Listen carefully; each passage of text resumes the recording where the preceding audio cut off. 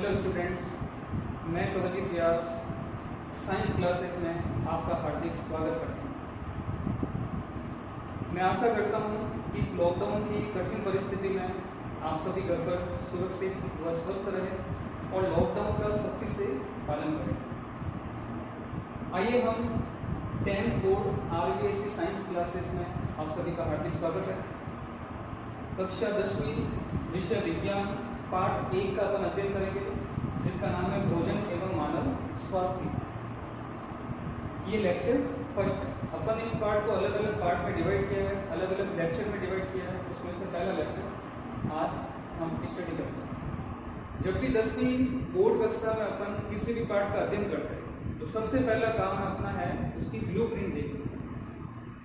इस पार्ट 1 की जो ब्लूप्रिंट है, ब्लूप्रिंट के अनुसार अंक 4 अंक का ये है, जिसमें से 1 अंक का अति लघुत्तरात्मक प्रश्न बोर्ड परीक्षा में पूछा जाएगा और 3 अंक का लघुत्तरात्मक प्रश्न बोर्ड परीक्षा में पूछा जाएगा। और इस ब्लूप्रिंट, इस अंक भार के आधार पर ही बोर्ड का प्रश्न पत्र बनता है। तो आपको इस अंक के हिसाब से ही इस पाठ को पढ़ना है। तो आइए बात करते हैं सबसे पहला पाठ, भोजन एवं मानव स्वास्थ्य, लेक्चर फर्स्ट।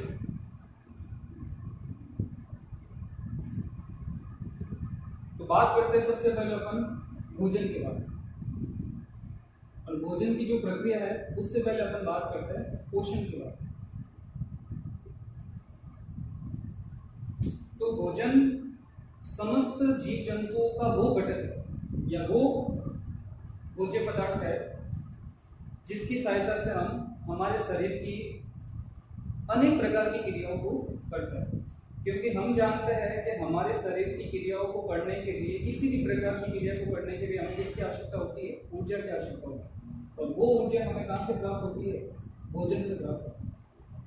अब भोजन को जो ग्रहण करने की जो प्रक्रिया है वो क्या कहलाती है? पोषण कहलाती है। तो पोषण का मतलब होता है किसी भी प्रकार की भोज्य पदार्थों को शरीर के अंदर ग्रहण करना, वो क्या कहलाएगा? पोषण कहलाएगा। तो पोषण की परिभाषा होगी मानव शरीर या जीव जंतुओं द्वारा विभिन्न प्रकार के जैविक पदार्थों को, कार्बनिक पदार्थों को शरीर के अंदर ग्रहण करना, वो क्या कहलाता है? पोषण कहलाता है। पोषण के दौरान जिस भोजन को अपन ने ग्रहण किया है उस भोजन का क्या होता है?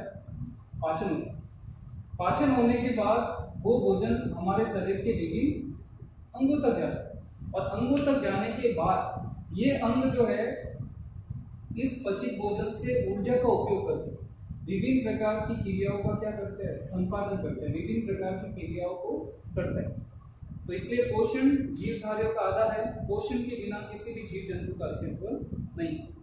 अब बात करते हैं पोषण भोजन पर निर्भर करता है। भोजन 2 प्रकार का होता है, एक तो संतुलित भोजन और दूसरा असंतुलित भोजन। तो बात करते हैं अपन भोजन के प्रकार के बारे में। सबसे पहला बात करते हैं संतुलित भोजन। संतुलित भोजन,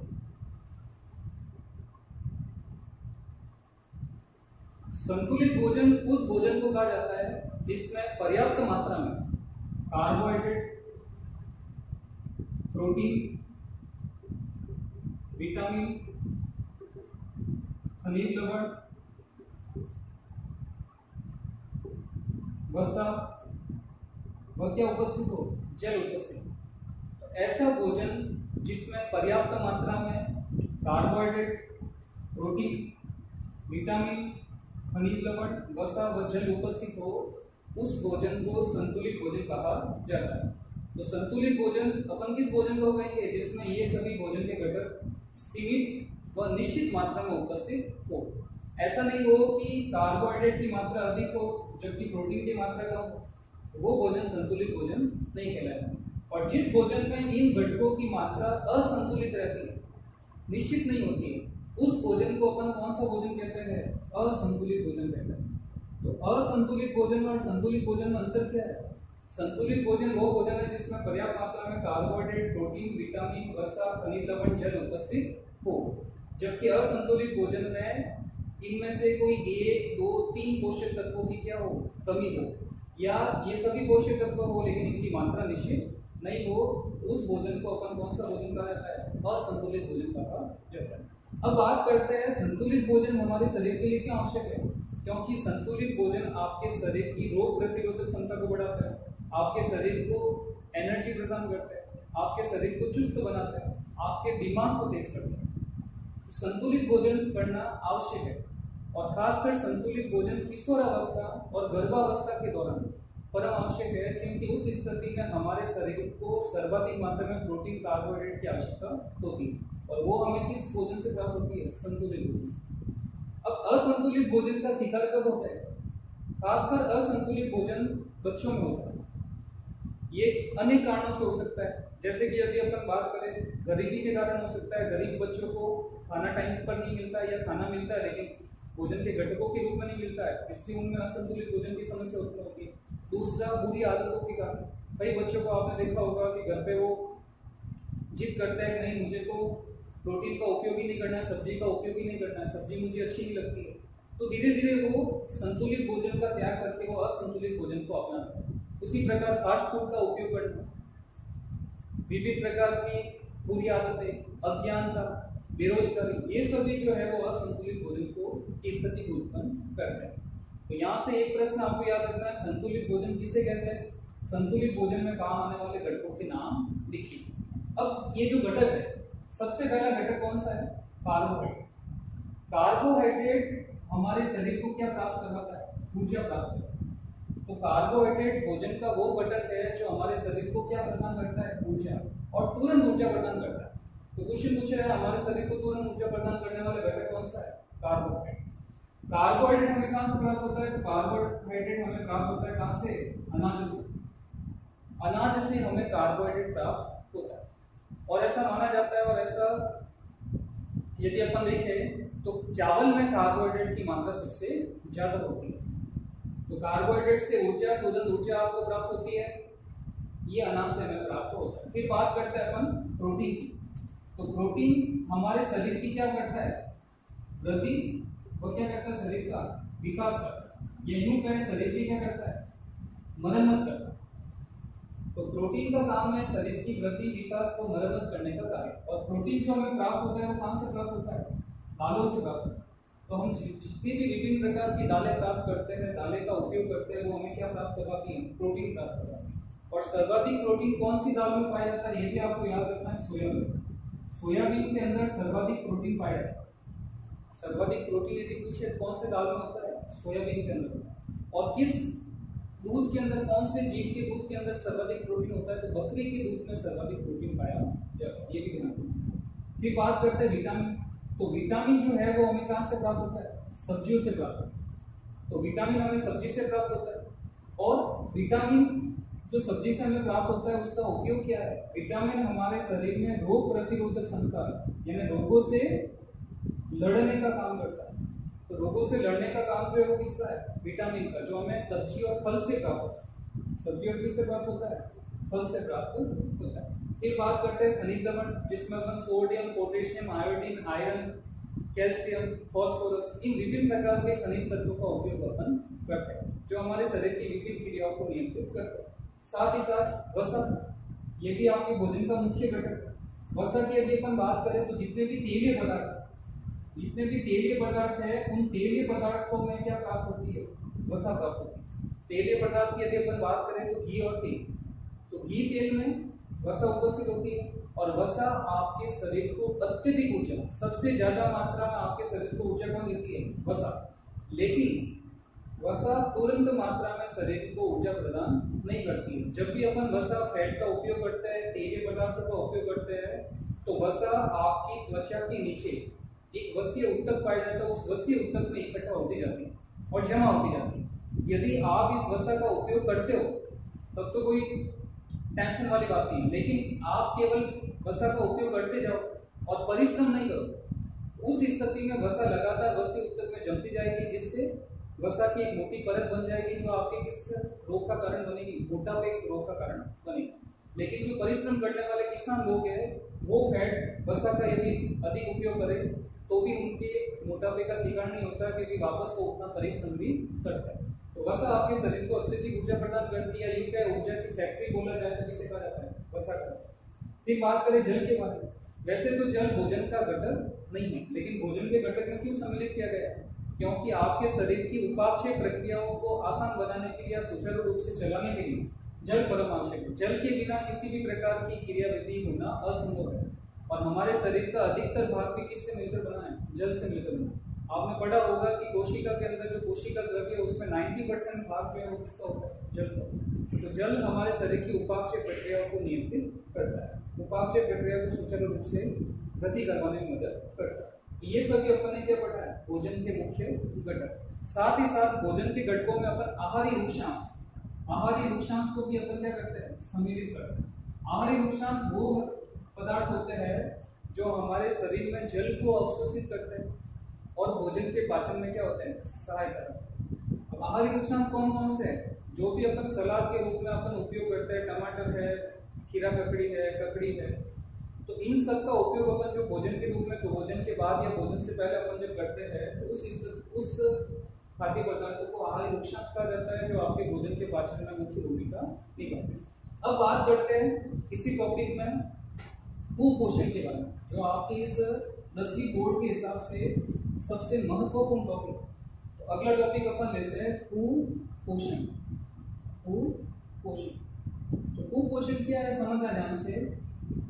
आपने अक्सर देखा होगा कि बच्चे जो है वो संतुलित भोजन नहीं करते, वो किसी न किसी भोजन के एक घटक का काफी लंबे समय तक त्याग कर लेते हैं और उसी स्थिति को अपन क्या कहते हैं? कुपोषण। तो कुपोषण की परिभाषा जैसे फॉर एग्जांपल एक बच्चे ने महीने भर तक केवल रोटी और सब्जी का प्रयोग किया लेकिन दाल का उपयोग बिल्कुल नहीं किया, तो 1 महीना 2 महीने तक उसके भोजन के घटक में एक पोषक तत्व यानी प्रोटीन, दाल की क्या होगी? कमी होगी। उस स्थिति में उस बच्चे के शरीर में एक पोषक तत्व की कमी लंबे समय तक होगी, तो वो स्थिति क्या कहलाती है? कुपोषण कहलाती है। तो कुपोषण की परिभाषा जब हमारे भोजन में किसी एक या एक से अधिक पोषक तत्व की कमी लंबे समय तक हो जाए, तो वो स्थिति क्या कहलाती है? कुपोषण कहलाती है। अब बात करते हैं कुपोषण के अंतर्गत। तो कुपोषण के अंतर्गत यदि अपन बात करें तो कुपोषण भी विभिन्न प्रकार का होता है। ये यूं कहें कि कुपोषण होता किस कारण? तो कुपोषण होने का कारण मैंने पहले आपको बता दिया है, गरीबी सबसे पहला कारण है। गरीब बच्चों को संतुलित भोजन नहीं मिल पाता है। अज्ञानता, लोगों को ज्ञान की कमी होती है कि कौन सा भोजन का प्रकार कितना और किस समय खाना चाहिए। तीसरा बेरोजगारी। चौथा बुरी आदतें। काफी बच्चों को आपने देखा होगा भोजन संबंधी बुरी आदतें रखते हैं। फास्ट फूड का उपयोग करना, जंक फूड का उपयोग करना, जिससे आपका पेट तो बढ़ जाता है लेकिन आपके शरीर में पोषक तत्व की क्या हो जाती है? कमी हो जाती है। तो ऐसे कई कारण हैं जो कुपोषण की स्थिति को उत्पन्न करते हैं। तो बात करते हैं अपन कुपोषण के बारे में, कुपोषण के प्रकार के बारे में अपन बात करते हैं। तो कुपोषण की यदि अपन प्रकार के बारे में बात करें तो आपके इस पाठ में कुपोषण को 3 प्रकारों में बांटा गया है। सबसे पहला कुपोषण का प्रकार जो अपन लेंगे वो कौन सा कुपोषण का प्रकार लेंगे? प्रोटीन कुपोषण। सबसे पहला कुपोषण का प्रकार कौन सा लेंगे?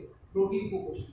तो प्रोटीन कुपोषण की परिभाषा क्या होगी? ऐसा कुपोषण जिसमें या यूं कहे जब भोजन में लंबे समय तक प्रोटीन की कमी हो जाए, जब भोजन में लंबे समय तक प्रोटीन की कमी हो गई उस कुपोषण को अपन प्रोटीन कुपोषण कहते हैं। अब बात करते हैं प्रोटीन कुपोषण से होने वाले रोग, जो सबसे इंपॉर्टेंट, सबसे ज्यादा बोर्ड परीक्षाओं में पूछा जाता है। तो प्रोटीन कुपोषण से होने वाले कुल कितने रोग हैं? 2 रोग हैं।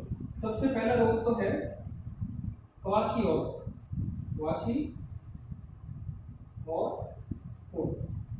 तो पहला जो प्रोटीन कुपोषण से होने वाला जो रोग है उस रोग का नाम क्या है? क्वाशी ऑर्को। ये नाम थोड़ा डिफिकल्ट है लेकिन आपको याद रखना है, क्वाशी ऑर्को। तो प्रोटीन कुपोषण से होने वाला रोग है क्वाशी ऑर्को। ये कब होता है? जब आपके भोजन में लंबे समय तक इसकी कमी होगी, प्रोटीन की कमी हो गई। तो प्रोटीन की कमी होने पर कौन सा रोग हो जाएगा? क्वाशी ऑर्को। अब इस रोग के लक्षण क्या है? तो रोग के लक्षण यदि अपन देखें तो इस रोग की स्थिति में बच्चे का पेट क्या हो जाता है? फूल जाता है। बच्चे का पेट फूल जाता है, भूख कम लगती है और साथ ही साथ उसका स्वभाव क्या हो जाता है? चिड़चिड़ा हो जाता है। त्वचा जो है पीली हो जाती है, शुष्क हो जाती है, सूखी हो जाती है, काले धब्बे बन जाते हैं और उसके बाद वो त्वचा क्या होती है? फटने लगती है। तो काफी गंभीर रोग जो है वो क्वाशी ऑर्को और ये सामान्यतः बच्चों के अंदर ज्यादा देखने को मिलता है। फिर यदि अपन बात करें दूसरा जो रोग है वो है मेरस्मस। दूसरा रोग आपको याद रखना है कौन सा रोग है? मेरस्मस, जो भी कौन से कुपोषण की स्थिति में आता है? प्रोटीन कुपोषण की स्थिति। अब मेरेस्मस रोग की यदि अपन बात करें तो इसमें आपको याद रखना है कि ये रोग जो है वो ऊर्जा प्लस प्रोटीन की कमी से होता है। यानी आपके शरीर में कुछ मात्रा में कैलोरी यानी ऊर्जा और कुछ मात्रा में प्रोटीन, इन दोनों की कमी लंबे समय तक होती है। तो ये स्थिति जो है वो कौन से प्रोटीन कुपोषण को जन्म देगी? मेरेस्मस रोग। तो मेरेस्मस रोग कब होगा?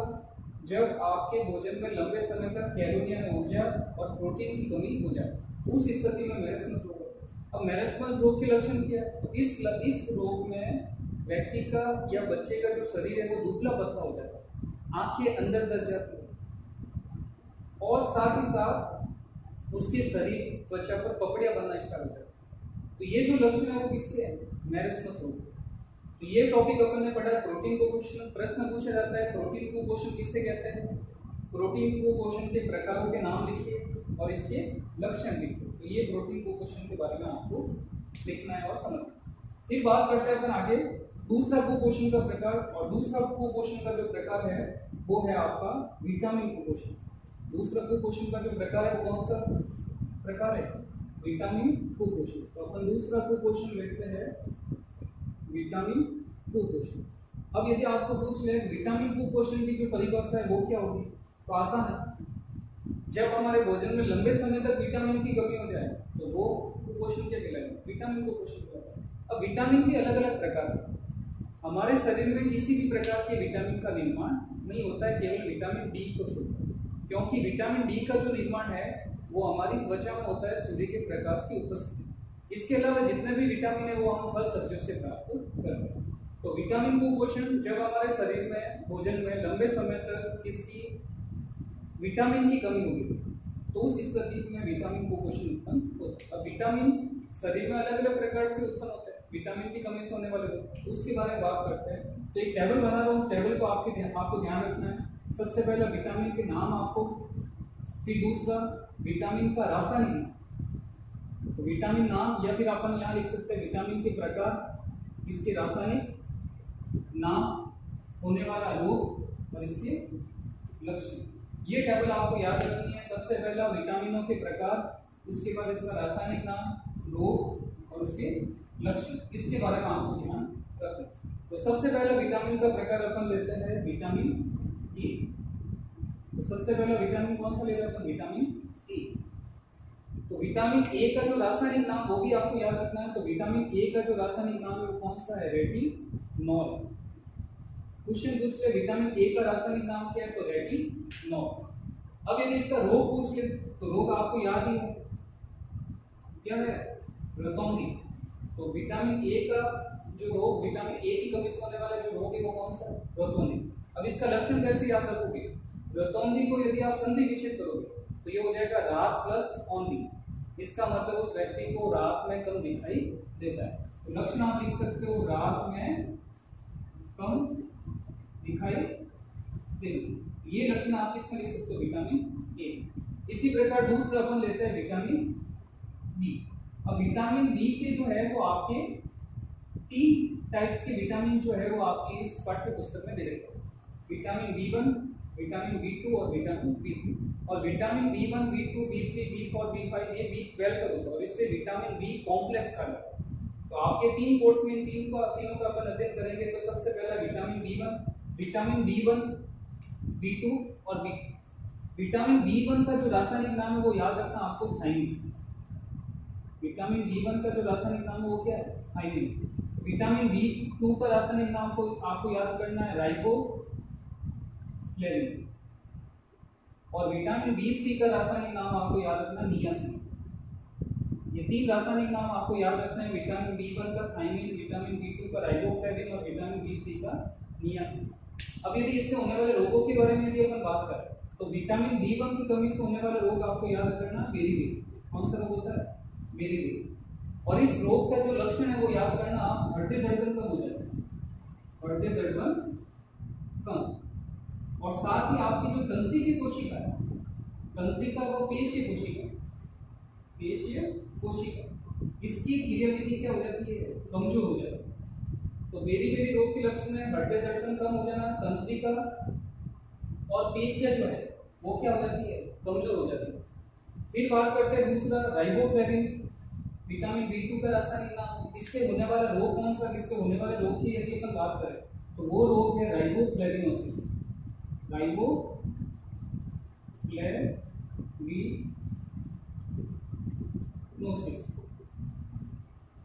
तो इस रोग का जो नाम है वो थोड़ा लंबा है, लेकिन आपको याद रखना है विटामिन बी टू की कमी से होने वाला रोग है राइबोफ्लेविनोसिस।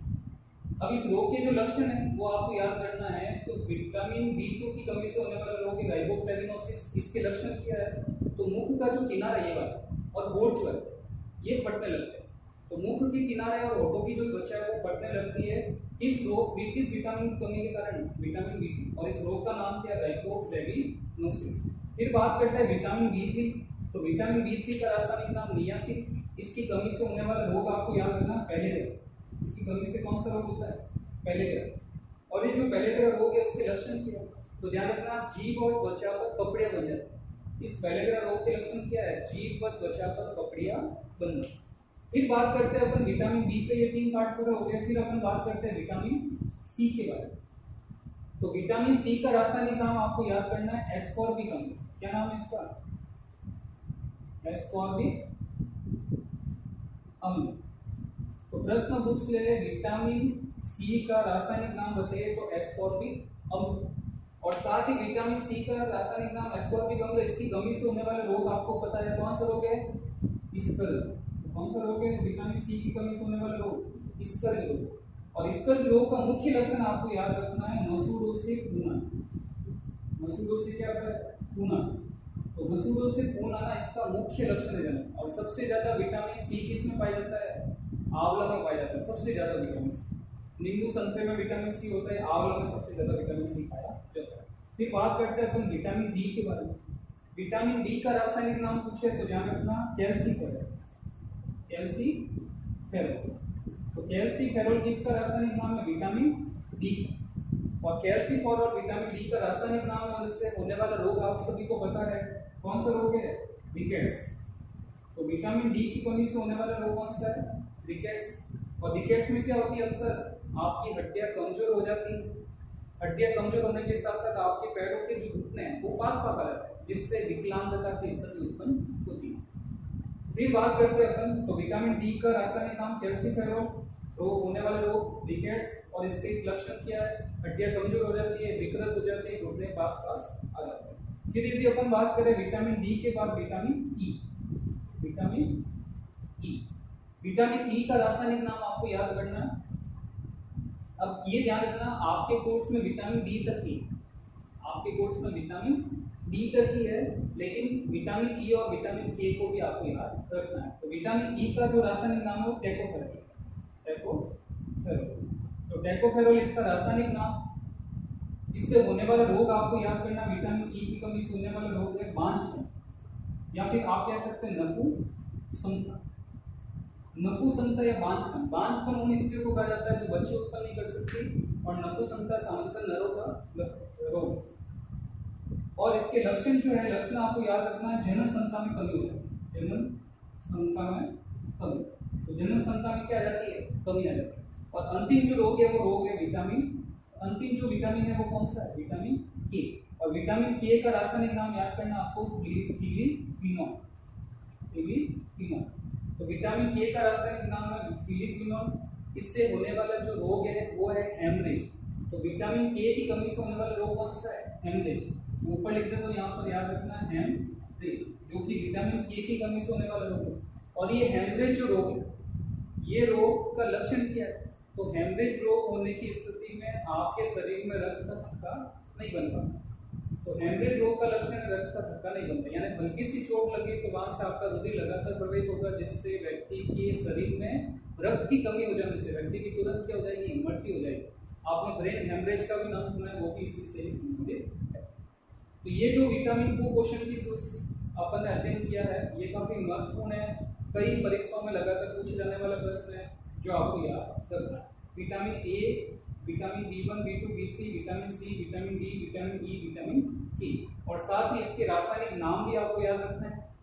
इसके रोग, मुख्य रूप से रोगों से सबसे ज्यादा प्रश्न पूछा जाता है। विटामिन ए से होने वाला रोग है रतौंधी, विटामिन B1 से बेरीबेरी, विटामिन B2 से राइबोफ्लेविनोसिस, विटामिन B3 से टेलीग्राम, विटामिन सी से स्कर्वी, विटामिन डी से रिकेट्स, विटामिन ई से बांझ पर नपुंसकता और विटामिन के से होने वाला रोग कौन सा है? एंग्री।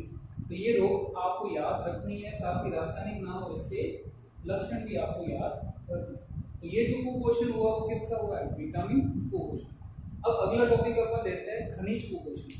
तो जब हमारे भोजन में खनिज लवणों की मात्रा में कोई ना कोई गिरावट होती है या कमी होती है, उस स्थिति में जो कुपोषण होता है वो कुपोषण कौन सा कुपोषण कहलाएगा? खनिज कुपोषण। तो अगला कुपोषण अपन लेते हैं खनिज कुपोषण।